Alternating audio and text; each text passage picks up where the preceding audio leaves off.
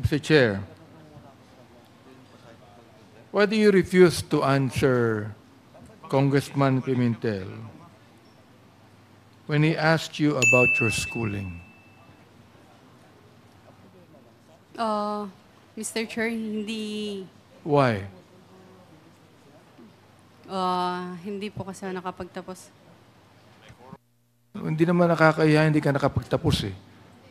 Gusto lang namin malaman kung saan ka nag-aral. Yun naman ang tanong, di ba? Hindi naman tinanong na kung Yes saan po. ka nagtapos. Ang kitatanong natin, kung saan ka nag-aral.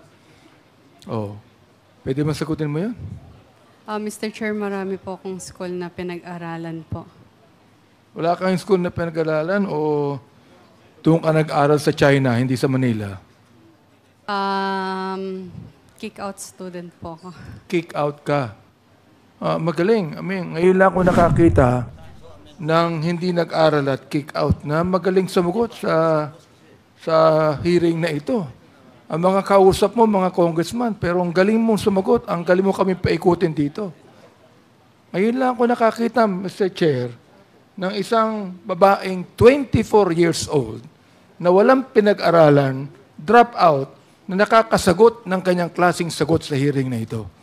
Pakisagot mo nga, Miss Casyong.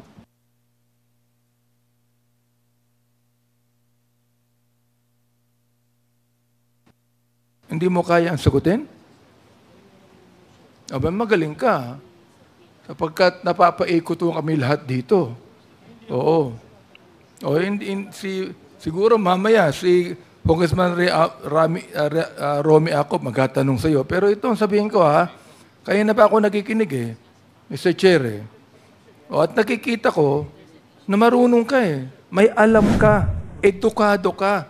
And you tell me now, you are refusing to answer the question of Congressman Pimentel on where you studied?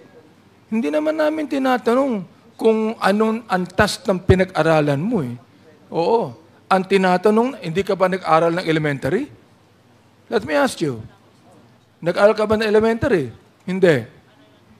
Opo. Ayun. Sumagot ka din. High school, nag-aral ka? Mr. Chair. Hindi po, Mr. Chair. So, hindi ka nag-high school, elementary lang na tapos mo?